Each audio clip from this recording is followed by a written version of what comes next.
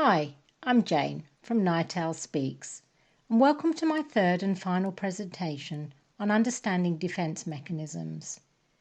Today we will look at some examples of how defensive behavior can corrupt our current relationships, and later I'll give you some tips to start thinking about. So, do our defense mechanisms originate in another time frame? All emotional wounding from the past can get played out in the theatre of the present unless we really understand ourselves, and even then it still can. It starts with our conditioned childhoods, which vary from family to family, from the emotionally mature to the dysfunctional. And whatever the quality of our early rearing, we will carry many impressions and a personal narrative that we believe. And add in the education system and the broader society and the numerous influences and relationships along the way, and it's likely that we will have some battle scars. ZARA here had a mother who was very narcissistic.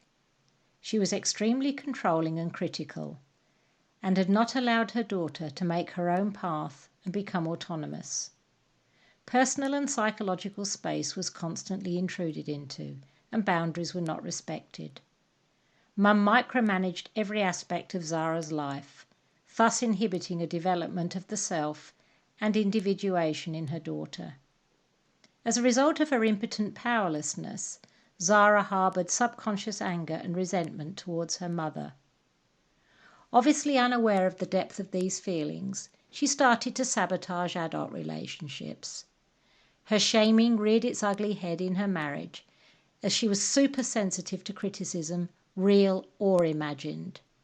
She would have aggressive outbursts of rage if her husband tried to resolve an issue using constructive criticism. She personalised many things and was resistant to even diplomatic and caring commentary from her husband. In her mind, he had become the controlling parent, and eventually the marriage failed. Zack here grew up in a very busy household, where his parents had divided allegiances, a full schedule, and they all seemed too distracted to listen well or pay real attention to him. This was his perception anyway.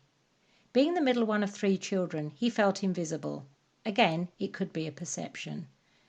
He was subsequently often triggered in his adult relationships, particularly with his partner.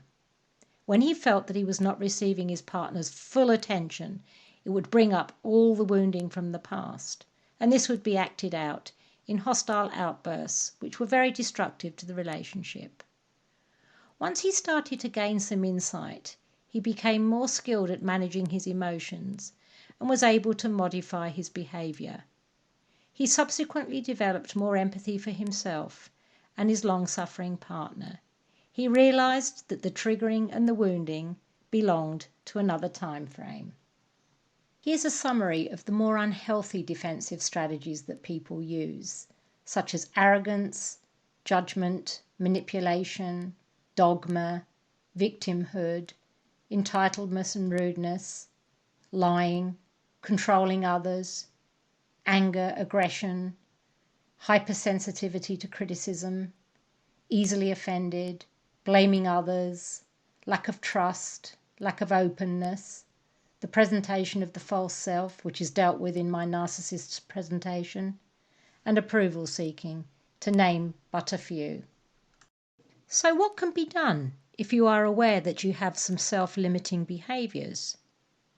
Well, recognising that you do is a start, and attempting to own them completely.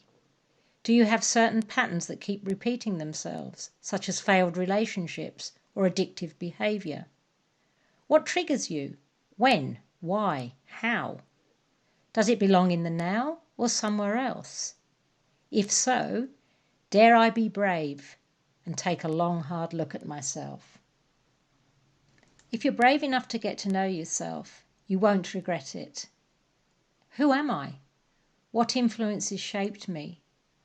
Try and understand if your past is unduly interfering with the present time frame.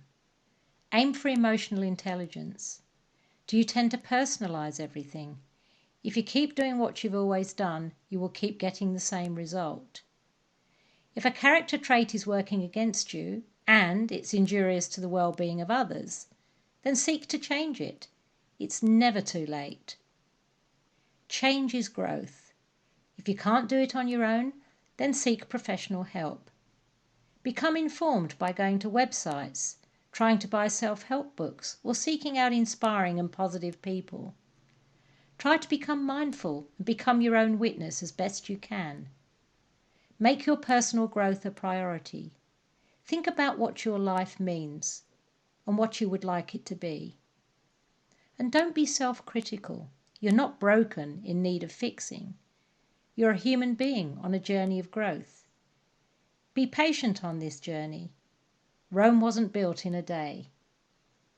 So when you embark on this journey, start to think about your thinking. Bear witness to yourself. Thinking about thinking is called metacognition. Every thought has an emotion underpinning it, and every emotion has a thought associated with it. And fear drives a lot of human behaviour, and this can lead to an overreaction or an underreaction for that matter, a kind of passive stance. And this so often comes from a historic lack of love and lack of trust. And for the wounded, understand this, that intimate relationships can be analogized to a black hole in space. This is where you have to be careful. There is no danger if you're far away from it, but once you are within its pull, therein lies the danger. It's in our intimate relationships where you will be triggered and tested the most, and this is where you will have the most work to do. And so, is it really possible to free yourself from past conditioning? Absolutely yes. But you must recognize the need to change and have the desire to do it. Some people are so heavily defended and in such denial that they will never turn their eye inwards, so to speak. They end up being a limited version of who they have the potential to be. They continue to blame others, not take ownership of attitudes and behaviours, and use many of the defensive strategies previously mentioned. They are simply unaware that they need to, or do not care enough to, make the change. If that is the case, so be it. Everything at its own pace. Will it be painful? Well, any journey of self-discovery can be painful, as you may feel vulnerable and exposed with the spotlight on you. But once you start dropping off the old ways, you will start to free yourself. And once you recognise what attitudes and behaviours belong to you and what belongs to others, you can respond accordingly and make empowered choices. We are, after all, creatures of social conditioning, and it is in our best interests to be as high functioning in our relationships as we possibly can. So be kind to yourself and be patient with yourself.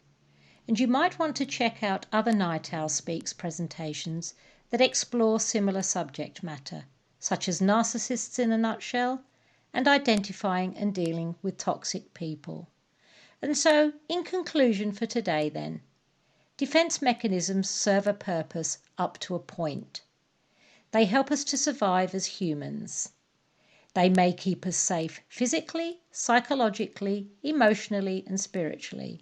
However, our individual circumstances will reflect whether they work in our best interests or not. Unhealthy defence mechanisms can be counterproductive in our relationships.